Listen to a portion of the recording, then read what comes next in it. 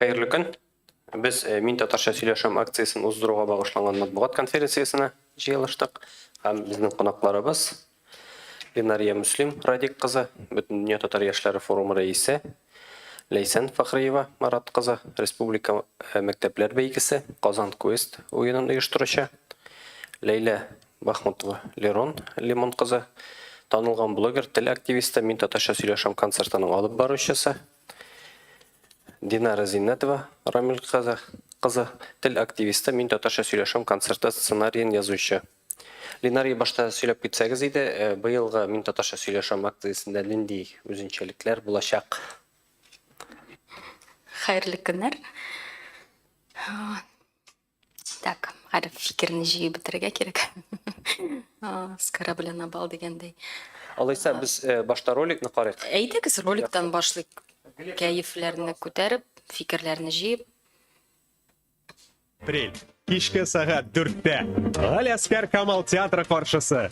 Мин татарча сөйләшәм фестивале. Шәһәр, яшьләр, татар теле, дуслар, яшь артистлар, ачык һава, альтернатив музыка, тере тавыш. Син дә кил. Хедлайнер, танылган блогер Арслан. 26 апрель, кичке сағат 4-тә. Галяскар Камал театры каршысы. 0+.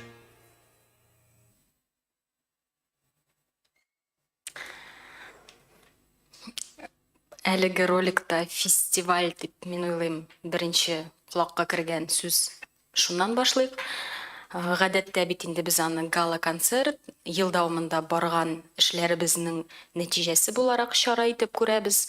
Ул теге 26 көнлегенә куелган сәхнә түгел, ул чыннан да ел дауымында барган тел белән бәйле проектларның шундый нәтижесі буларак үзебезнең кульминацион нокта дип әйтеп өйрәндек инде аны. Быйыл сәхнәдән тыш шулай ук тагын әле кием салым, шундый аш, фудкорт, домиклар оештырабыз, куябыз. Чыннан да 17 ел дәвамында әлеге гала концерт безнең Бауман урамында барды. Менә шушы концепциядан башлыйсым килә. Соңгы 10 елда мин уйлыйм, без менә шушы стереотиплардан арыну белән эш иттек. Татар чарасы, ул каядыр татар бистәсендә генә узырга тиеш, шундый күп кенә клишелар бар иде халык башында. Һәм уңышлы бу клишелар, мин уйлыйм, халык инде кабул итте. Булсын Пешән базары, ул Ширкүлдә дә узала икән, ул да татар урыны шәһәрдә. Менә күрдегез ролик башында волонтерлар белән Ирек мәйданында флешмоблар оештырдык. Ирек мәйданы да татарча сөйләшә ала икән. Шуңа күрә без инде соңгы елларда бу инде вазгыять белән бәйле зур күләмле чаралар оештырылганда инде аны кирәк тәртиптә торырга. Сакчылар безнең белән инде шулай ук эш итә, чөнки 300-гә якын кешеләр барлыкка килә ул концерт вакытында. Шуңа күрә ул безнең Камал каршысына күчте. Ни сәбәпле дисәгез, һәм инде менә шушы 10 елда әйтеп киттем, без көрәштек шушы фикер белән. Хәзер уйлыйм, Камал театрына да кайтсак була, төшсәк була, татар бистәсенә дә кирсәк була. Хәзер Казанны инде бөтенесе дә, бүтән җирдә дә татарча сөйләштереп була икән аңлады. Һәм инде башка концепцияга без уже кирдек. Менә Камал каршысында бик матур урын, ул бик киң, ул чыннан да һава, киңлек, аның юк түбәсе. Әмма ләкин Камал каршында 10,000 кеше фестивальгә олимпийскийны җыйган кебек кеше җыелса да, 10 кеше басып торган кебек фикер менә шуның белән авырлыгы бар. Һәм безнең күп кенә инде халык җыйган вакытта кеше бит инде бер аудитория концертка килә. Шуңа күрә быел безнең бераз фестиваль форматына узды. Аның була импровизацион перформанс өлешләре, аның була аш-су өлеше, кешеләр белән мастер-класслар. Аудиторияны инде киңрәк җәлеп итү форсатыннан без инде шушы әлеге чараны киңәйтергә булдык. Быел үзенчәлекләргә килгәндә аның авторлары үзләре сөйләр. яңалык дип бөтенесе дә социаль челтәрләрдә татар теле рәисе сүзе матур гына яңгырады. Нәрсә ул, каян барлыкка килде һәм нәрсә без аны белән әйтергә теләдек? Мин уйлыйм, Ләйлә белән Динара күбрәк ачыклар сценарийны язучы кешеләре буларак. Һәм инде ел сайын шулай ук без мәктәпләр бәйгесе оештырабыз. Ул ничә ел элек, 13 ел элек Татарда зур буларак башланып киткән иде. Быел аның ребрендингы узды һәм үзенең яңа командасы белән, яңа состав белән инде соңгы 3 елны Ләйсән оештыра әлеге Казан квест уенын. Хәзер бу моментта менә мәктәпләр белән ничек чара узды, мин сүзне Ләйсәнгә тапшырыр идем. Чөнки кичә узды ул уен һәм әле яңа свежий дип әйтик фикерләр. Ләйсән, сүзне сиңа бирәм.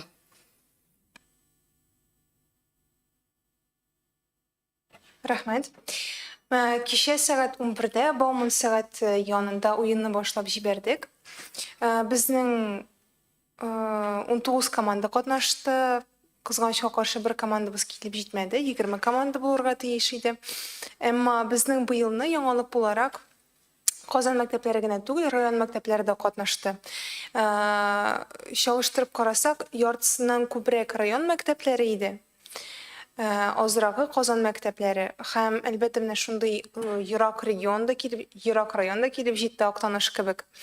Актаныш, Мөслим районы килеп җитте, шуннан соң Чаллыдан безнең катнашучылар булды, Әлмәт районыннан, Яшел Үзән районыннан килделәр һәм Арчадан да булды командалар. Уен бик нәтиҗәле узды.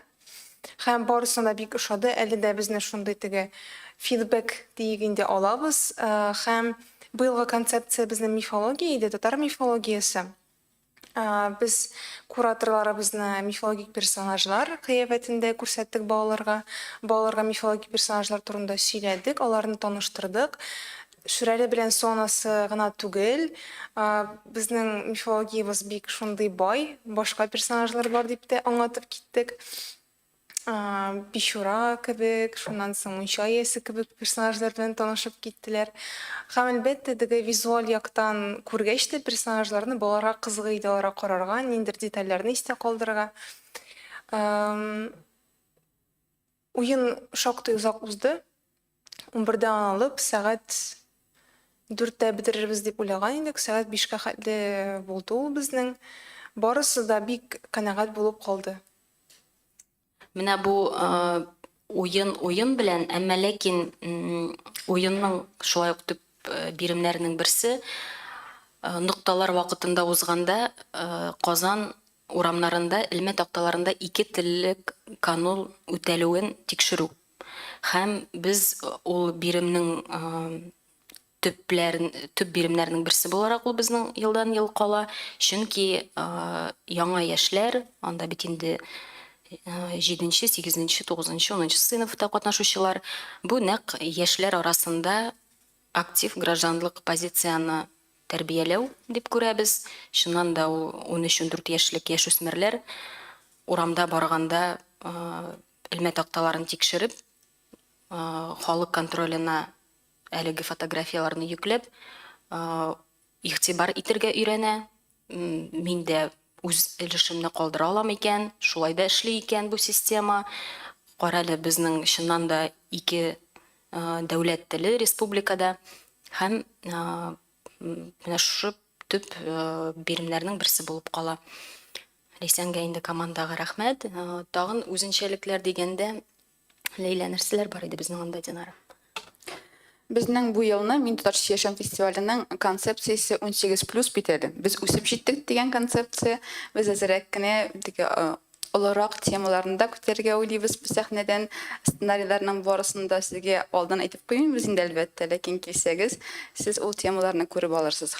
Аннан соң безнең тагын бер моменты аудиторияны зурайту өчен, олайту өчен бу елны без әле үзебезнең язучыларыбызны чакырасыбыз килә, перформанс итеп. Алар инде киләбез дип вәгъдә иттеләр. Сәгать 12-де Тукай һәйкәле янында булган очрашудан соң алар инде безгә таба киләчәктәр берничәсе һәм сәхнәгә чыгып үзләренең яшь чагында язылган шигырьләрен укыячаклар. Ансын да килеп карагыз. Ул инде менә камил теге кешегә татар мөхите менә җитмәгән кешеләргә ул өлеше бик нык ошаячак дип уйлыйм. Бу чыннан да кызыклы өлешләрнең берсе, чөнки хедлайнерларның берсе, әйтик, Рабит Абыйбатулла, Ләбиб Лерон, серләрен ачам. Чөнки безнең концепция 18+, аны ике яклап та аңлап була. Әмма ләкин пресс-релиз буенча күргәнсездер, бу чыннан да максимализм, иреклек, дәрт, саф һава хисләре һәм менә нигә без әлеге язучыларны чакырдык, әлеге сценарийга. Нәк үзләренең үсмер чагында язылган шигырьләренең атмосферасын тудыру. Һәм инде тагын бер-ике перформанс көтә, анысын инде килгәч үз күзләрегез белән күрерсез. Концерт өлешенә килгәндә, хәзер инде кешене аптыратып булмый, һаман әйтеп киләләр, чакырыгыз инде берәр монда Гүзәл Уразова кебекләрне үзе белән меңләгән кеше алып килер иде дип. Һәм моны искәртергә кирәк. Безнең концепция ул сәхнә яшьләр өчен һәм ниндидер төрле альтернатив юнәлешләрдә эзләнүче яшьләр өчен. Чөнки башка популяр эстрада артистларының барлык сәхнәләре инде аларныкы, коммерциялы, коммерциясыз өлешләре дә. Ә менә нәкъ арчада, мәсәлән, гаражда, барабанда, ниндидер гитарада яңа музыка тудырып утыручы яшьләр өчен нәкъ менә ул без инде шушы сәхнәне тудырабыз. Һәм менә Марат Зинхар килеп җитмәде алып баручыларның берсе. Әмма аның тарихы бик кызык. Мин татарча сөйләшәм акциясы кысаларында, чөнки ул арча егете булып сәхнәгә артист буларак чыккан егет. 3 ел элек бабай син кайда, сабада, шундый хәтерлисез микән, күп кенә КВН командаларының ул инде һәр отбивкаларына әйләнде шушы музыкаль өзекләр. Һәм Марат менә быел музыкант булып түгел, алып баручы булып әлеге сәхнәдә үзен яңа рольдә ача. Шуңа күрә мин татарча сөйләшәм ул хәрәкәт һәм сез аны үзегез дә кайсы кырдан килеп кушыласын. Ул импровизация, ул тере хәрәкәт, жанлы хәрәкәт, нәкъ музыка кебек бездә яңгыраган. Сценарий өлешенә килгәндә Динара белән бергәлектә яздык, чөнки Динара инде хәзер күп очракларда эксперт буларак, яшьләр белән, аудитория белән ничек эшләү өлешен үзенә юл тапты дип әйтик, аудитория зур ачты. Шуңа күрә бик зур рәхмәтләр. Шулай ук Динараның соңгы берничә елда әлеге хәрәкәтне тулыландырып баруы бик сөенечле. Рәхмәт һәм Ленарияның сүзләренә бераз өстәмә буларак сөйләп китәсем килә менә шушы рәис турындагы идеяны да. Бәлки ул сезгә кызыклы булып тоелыр. Быел беренче тапкыр Мин татарча сөйләшәм акциясендә без татар теле рәисен сайлаячакбыз. Шундый активлык оештырырга уйладык социаль челтәрләрдә. Татар теле рәисе инде ул медиа киңлектә татар телен алга сөргән, татар теле турында инфоповодлар булдырган, акция турында мөмкин кадәр күп публикацияләр чыгаручы кеше. Шушы кешене инде без татар теле рәисе дип игълан итәчәкбез һәм ул алдагы 1 ел дәвамында татар чараларына махсус кунак буларак йөриячәк һәм без инде аның бу чараларга килүен махсус рәвештә ничектер яктыртырга планлаштырабыз. Чөнки чыннан да Мин татарча сөйләшәм офлайн акциясе булса да, татар телен интернетта популярлаштыру шулай ук бүген бик мөһим, чөнки яшьләрнең ярты тормышы онлайнда уза дип әйтергә мөмкин. Шуңа күрә инде без әкренләп акцияне шулай итеп онлайнга да бераз күчерергә теләдек.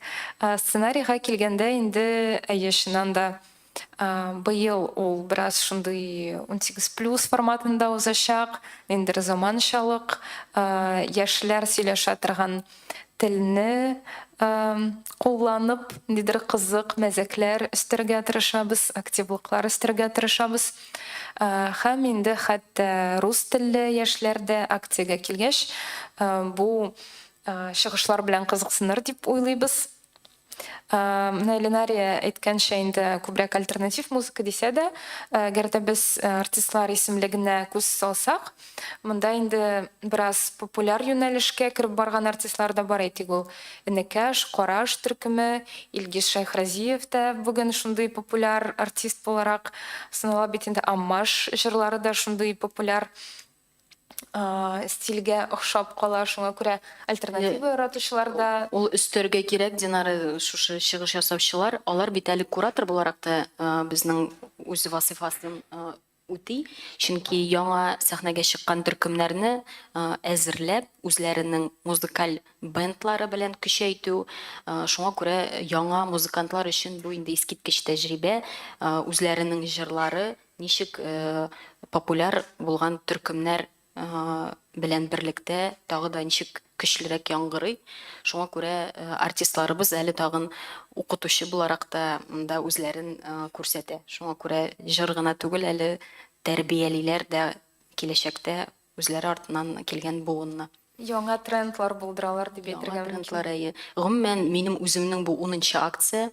2013 елда мин монда волонтер булып килеп кергән идем әлеге хәрәкәткә укырга килгәч Казанга, һәм мине һаман не отпускает дип әйтик. Хәтта чит илдә яшәгәндә дә мин отпусканы апрель аена туры китереп ала идем, һәм мин татарча сөйләшәмдә нинди дә булса үземнең өлешемне кертү, шундый бер миссияларның берсе буларак әле мин аны һаман кабул итәм. Тагын инде журналистларга кызык булган өлеше ул һәрвакыт премия һәм антипремия. Моның исемлеге шулай ук 26 апрель көнне сәхнәдә билгеле булачак.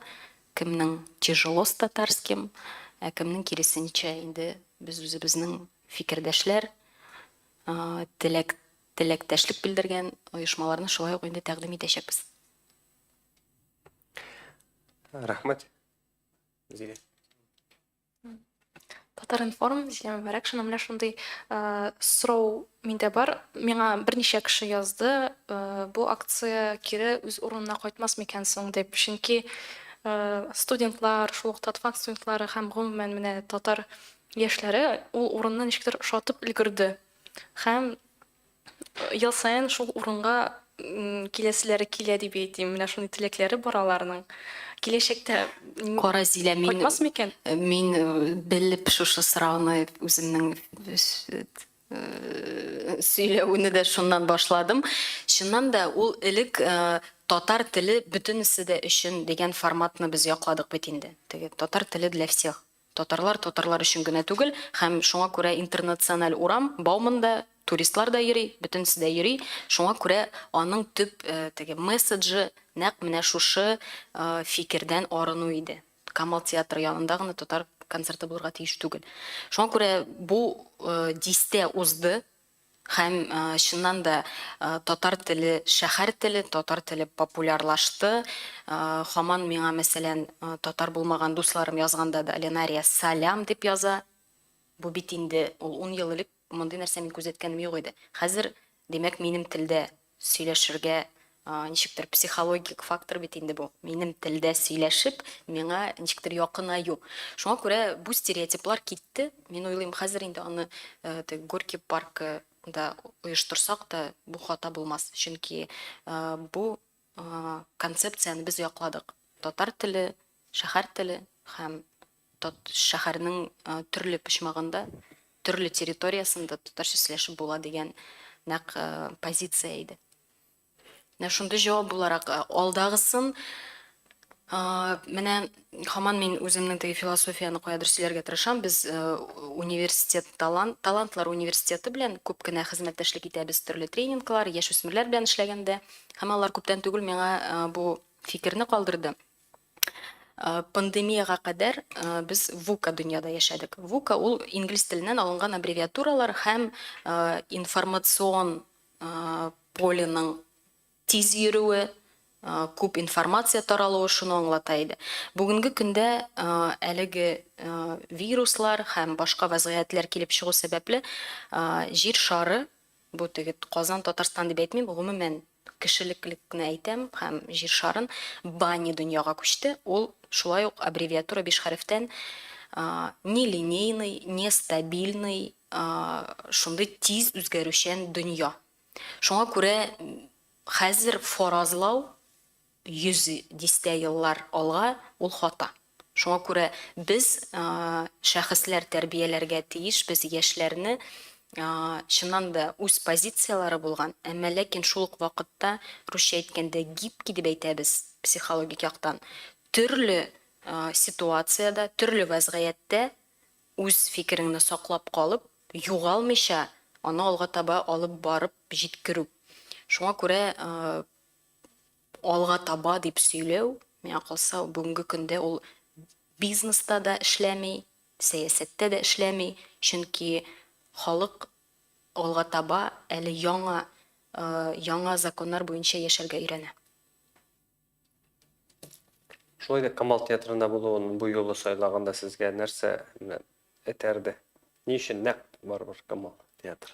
Нәкъ Камал театры беренчедән әйтик, без бит инде шундый матур зур чара оештырганда аның аудиториясы булсын иде. Һичшиксез без 15 кеше өчен ясап та бер-беребездән теге кәефләнеп, без булай да бер-беребезне яратабыз, анда 5 кеше җыелсак та безгә рәхәт.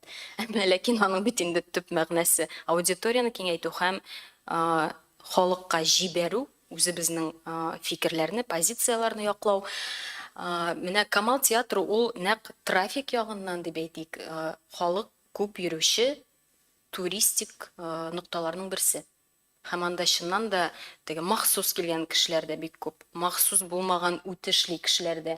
Шуңа күрә без анда быел ризык та куйдык.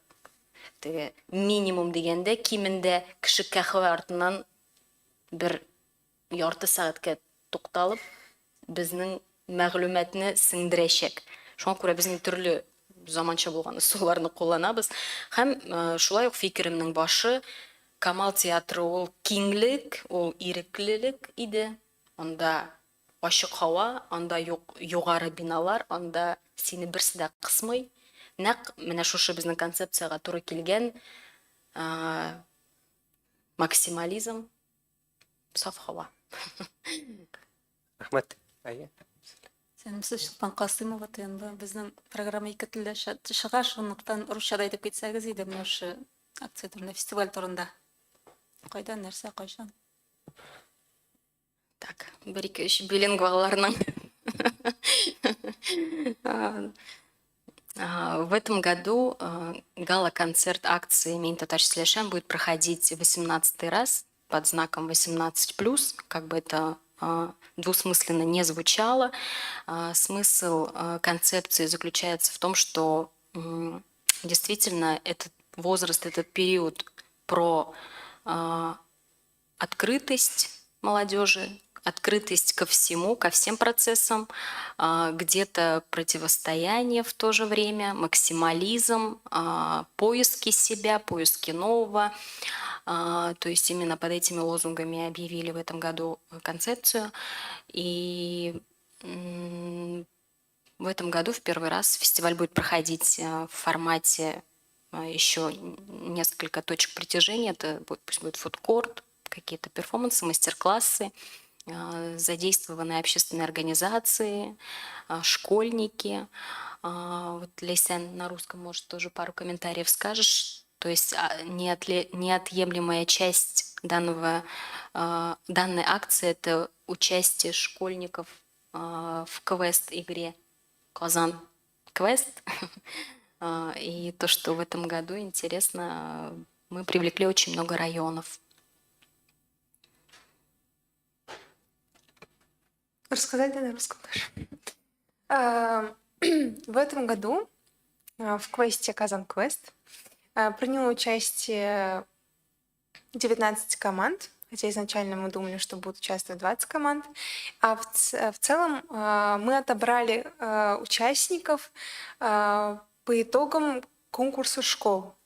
То есть у нас изначально был конкурс школ, «Мектеплер Бейгси» называется. К нам поступило 37 заявок. из этих 37 заявок мы отобрали 20 лучших заявок, и эти команды мы пригласили уже в Казань, чтобы они участвовали в квесте. Задания в квесте были направлены на общение на татарском языке, на коммуникацию, на различные активности, на общение с другими людьми, на анализ того, как люди используют татарский язык в своей жизни. Они проводили социальные опросы даже среди людей, снимали видео о мифологических персонажах. И, в общем, в целом у нас концепция была татарская мифология и немножечко фольклор. То есть мы детям рассказывали о мифологических персонажах различных, говорили, что наша мифология не ограничивается только Шуреле и Сонаса. Также мы именно используя эти образы так, как они есть, то есть наши кураторы переодевались в мифологические персонажи и рассказывали детям о них, то есть дети еще не только проходили какие-то задания, мы с них не требовали, мы еще им давали информацию, с которой они уедут домой. В общем, дети зарядились, мы получили очень хорошие отзывы, и команда тоже как бы была рада провести этот квест. Мы думаем, что наша игра прошла очень результативно и эффективно. Вот. Но в целом все задания были ориентированы именно на татарский язык, именно на использование языка, литературы, истории. И, в общем, как-то так, да. Ну да, стоит отметить тоже один из заданий конкурса — это мониторинг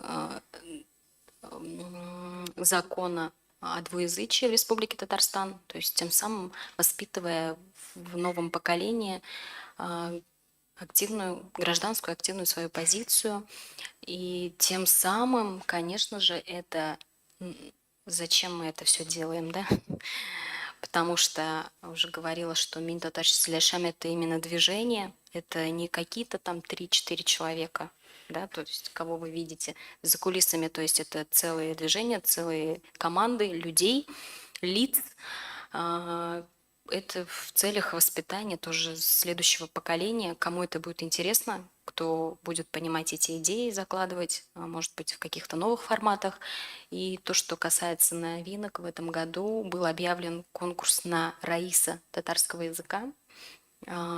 Что это значит, Динара? На русском продублируешь? В этом году впервые мы организовываем такую активность. Она называется «Конкурс на звание раиса татарского языка».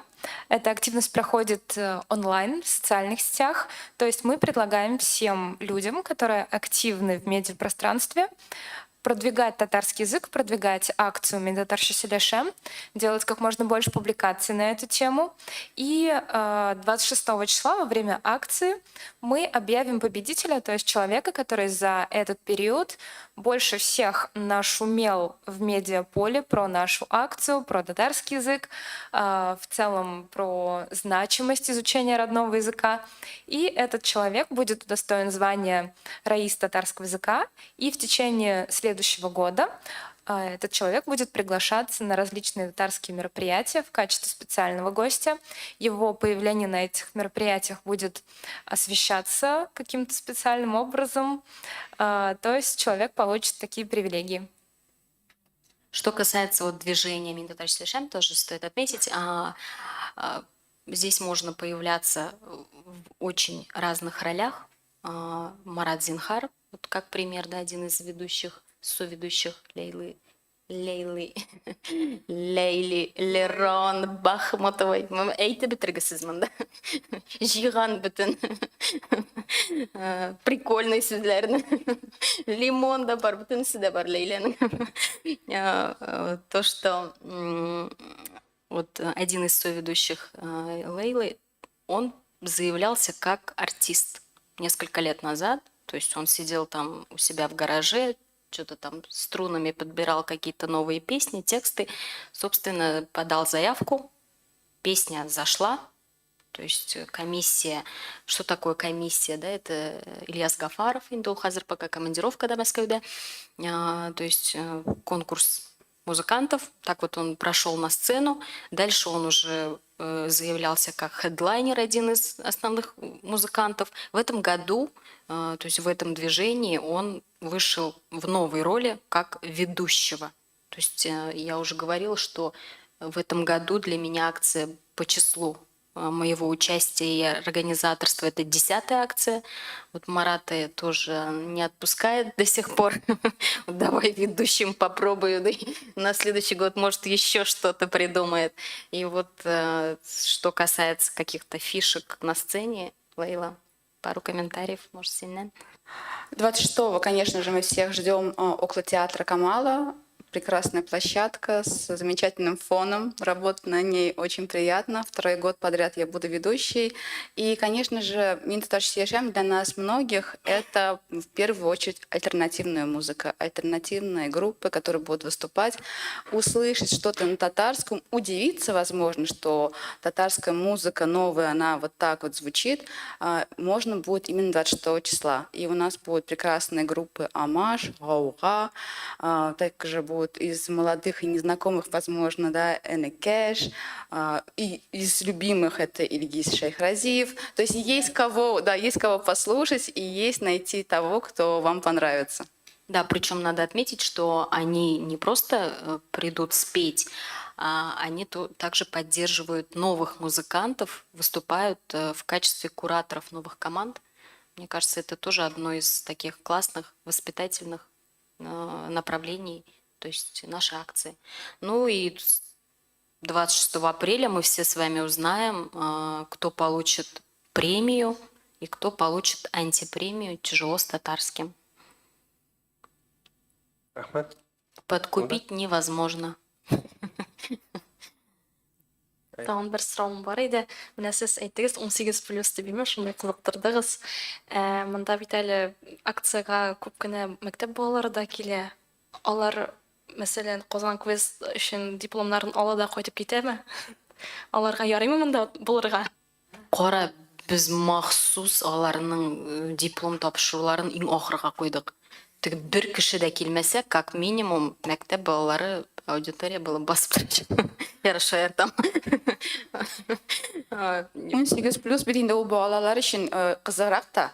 Менә безне дә карап калырга ярый микән дип, алар әлбәттә теге ярамаса да калырлар кебек. Шуңа күрә 18+ тамгасы ул бай гына куелмады, аларга кызык булсын өчен, нәрсә сөйләшә микән олылар дип тыңласыннар өчен.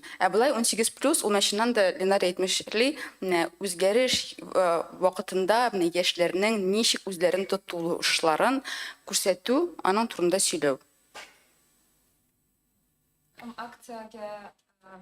Акцияга 18 яшь бит инде, шуңа күрә 18+, бәлки кемдер белмидер. Бу анда 18+ контент булачак дигән сүз түгел алайса. Мин аны әйткән идем, 18+ дип кызлар кертмәделәр. Хәрәми сабый кызлар сүзен язып чыгачак. Киләсе пост кызлар кулына калды. Менә без монда махсуслар килеп утырдык, Хәрәми сабый. Синең яңа постыңа идея. Рахмат, шуны исәпкә алып дигәч. Кызлар кулына калды, әйе. Аллага шөкер дә. Аллага шөкер дә түгел инде. Бу аерым конференциядер. Мисалы, аерым утырып сөйләшик әле. Без нинди хәлдә һәм нигә күп кенә шундый чараларда хәзер төп җаваплылык чыннан да хатын кызлар кулында. Ванда бер-ике фикер бар әле минем өстәрлек сезнең постка да. Яхшы алайса. Мин Рәмис абый менә шушы идеяны бер-ике сүз генә форсаттан файдаланып әйтим инде. Мин уйлыйм, шиктер киселер, кирәкмәсә. Без туры эфирда. Ну, теләсә нәрсә әйтеп утырмыйм, шикелле фикер, үз фикеремне форсаттан файдаланып. Без һаман менә ниндидер чаралар оештырганда чит төбәкләрдә күп эшлибез бит инде. Бүген быел Минтоташ сөйләшәм акциясына Уфадан зур автобус килә, Ульяннан яшьләр килә. Бу үзенчәлекләре турында аудиторияның шулай ук әйтергә кирәк дип уйлыйм. Чыннан да күрше булган төбәкләр, алар барысы да инде тәвәккәлләнеп, хатлар яздыртып, Чаллыдан инде мэрга хәтта хат язырга куштылар. Безгә бер-ике автобус бирегез әле, без актив күп кеше дип. Менә күп кенә төбәкләрдән татар яшьләре Қазір енді принтерлар да бүтінісінің бар еме, телефонлары да яқшы енді техника сұрап келмейлер. Олар ешқана айтылар, Ленария бізні илхамландырға керек. Міне, 1 сағат бізні біле сөйлешіп отыра әлі дейлер. Қызық емес, сәйір. Бұл бәлки заманасына да шулай туры келіпдір енді емек. Психологик ярдәм. Бұл бүтін көп қырлы ситуациялар белән бәйле. Кіші шыннан да теге ішкі негізләрін, ішкі опораларын күшейтірге тырыша. Әгерде тышқы опоралар енді болмаса, шуңа күрә мен башлыйм менә милләтне сөйләгәндә прогрессивлык турында. Анда шулук хаман бір балық башыймы 100 еллык ислам казые итеп хатын кызны утыртканнар.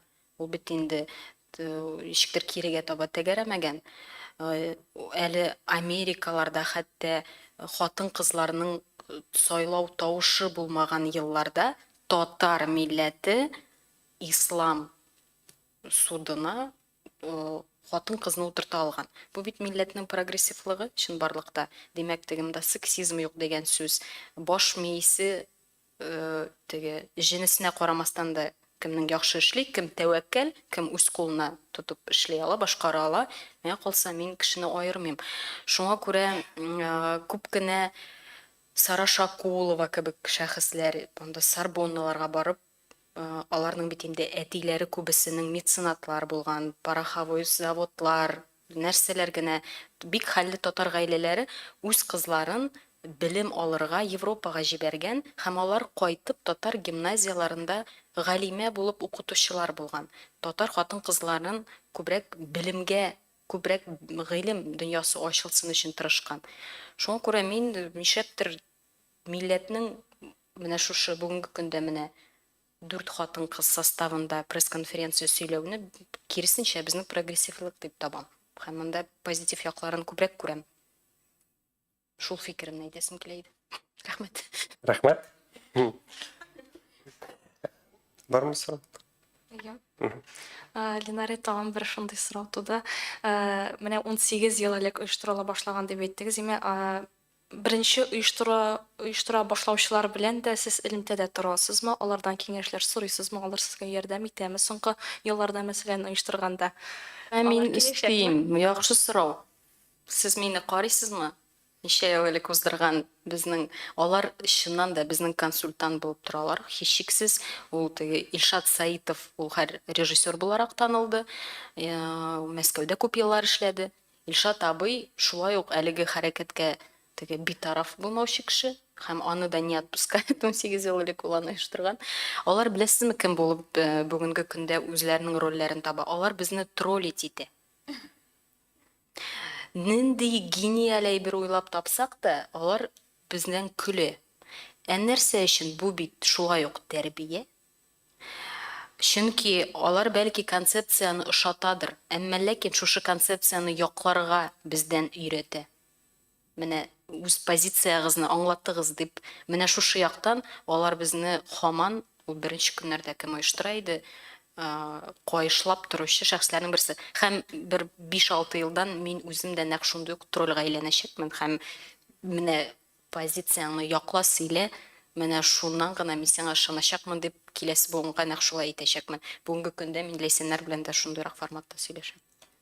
Минем дә шәхси консультантым бар. Ул минем апам, ул беренче елларны алып баручы булып, бик күп еллар алып баручы булган иде.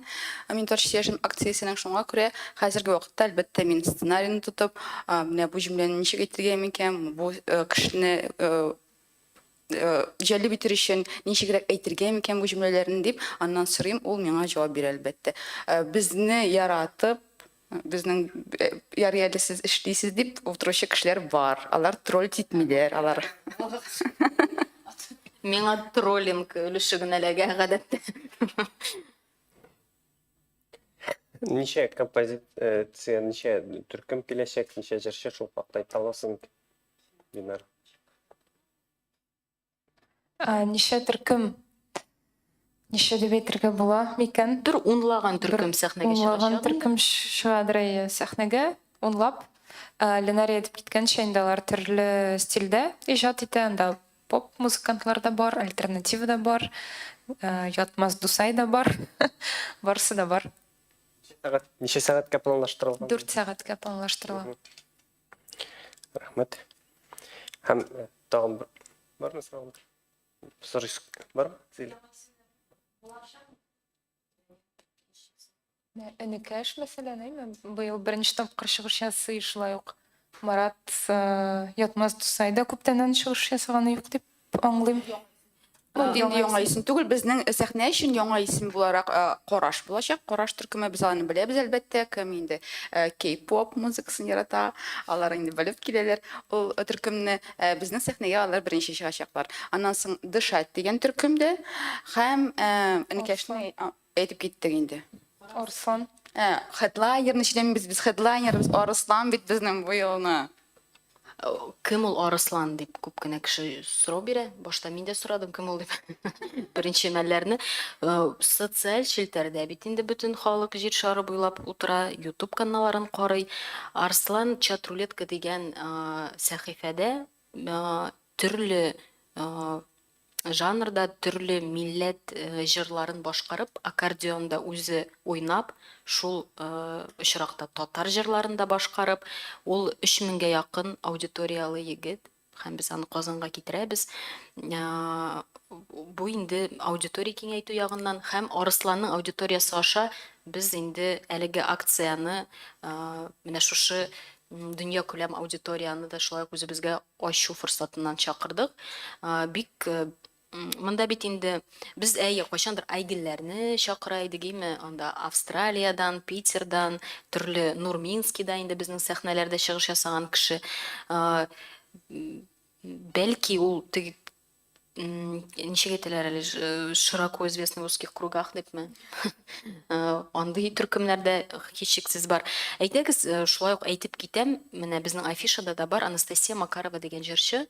Һәм нәрсә эшли ул кыз монда дип сорасагыз, әле якыннан таныш булмаганда мин аны Крәшин татары дип уйлый идем. Чөнки без аны белән WhatsApp'та язышабыз, ул миңа татар клавиатурасы белән рәхмәт, шундый бик авыр җөмләләр яза һәм татарча язышабыз. Шуңа күрә мин аны әйтәм, Анастасия Макарова, без гадәттә Татарстанда өйрәнгәнчә Крәшин татары димәк. Алар бит инде күбесе татарлар, үзебез чиста татарларга караганда да татарча яхшырак сөйләшә.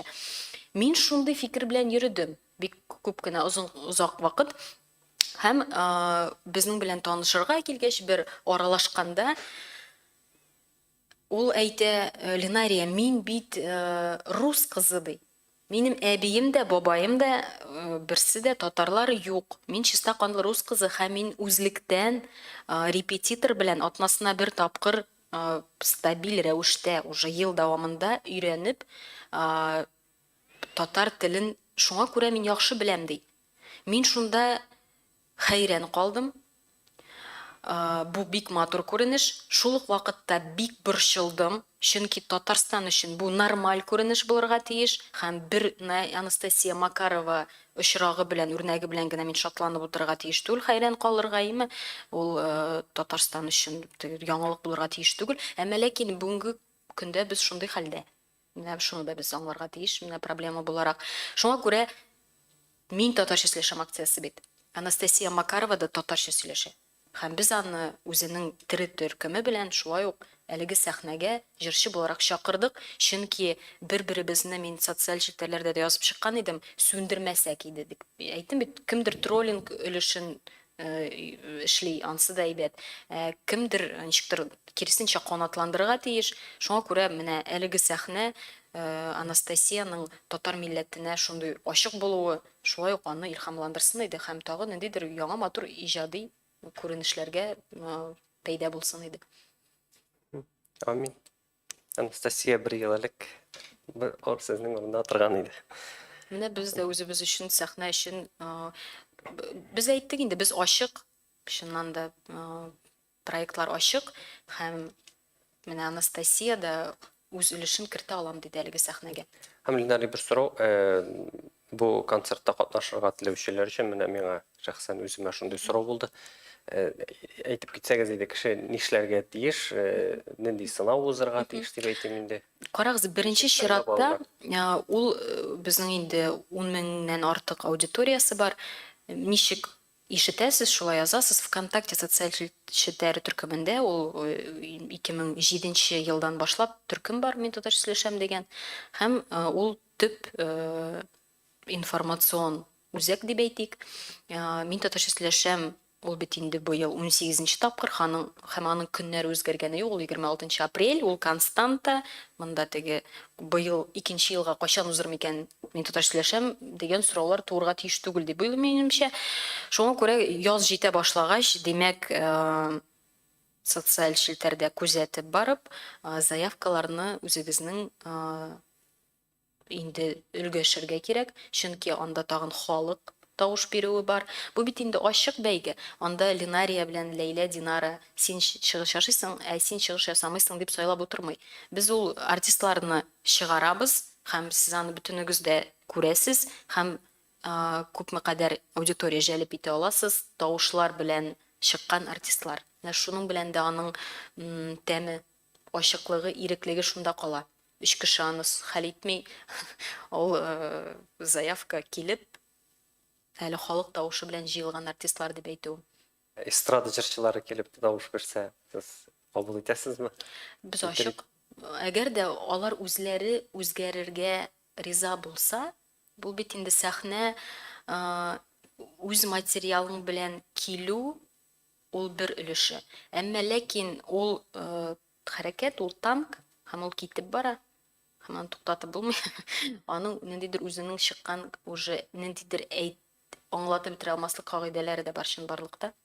Һәм ниндидер коллаборация барлыкка килеп, ул яңа продукт чыга ул сәхнәдән нәтиҗәдә барыбер. Аны кемдер, әгәр дә даже Лилия Хайруллина булып килә, әмма ләкин аның киләсе концертлары рок төркеме белән бергәлектә уза. Менә күптән түгел моң площадкасында, мәйданчыгында узды.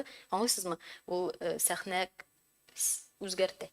Менә шушы үзгәрүгә ачык булу белән ул, нәкъ мин уйлыйм, аның көче шунда һәм ихласлыгы кала бүгенге көндә. Сораугыз бармы? Все прекрасно. Тагын бер генә сорау бар иде. Менә сез әйттегез, монда өлкән язучылар да киләчәк дип инде электән бит инде мин татарча сөйләшәм, нәкъ менә яшьләр мәйданчыгы булды. Менә шушы өлкәннәр килеп, теге яшьләрне куркытмас микән дип әйтәм, чөнки һәр вакытта да теге өлкәннәр килә башлаган урыннан яшьләр китә башлый. Ул өлкәннәрне без дә чакырдык, алар бит шулай ук без беренче кешегә шалтыраттык. Нәкъ менә кешенең ничек әйтергә? Нәкъ менә шушы сәхнәдә үзгәрә алырлык кешеләр риза булды да дип әйтергә була. Чөнки Рабит абыйны әйтик, аңа ничә яшь булудан карамастан, ул һәрвакыт ачык һәм ул яңалыкка ачык кеше булып кала. Менә без аны шулай күзәтәбез.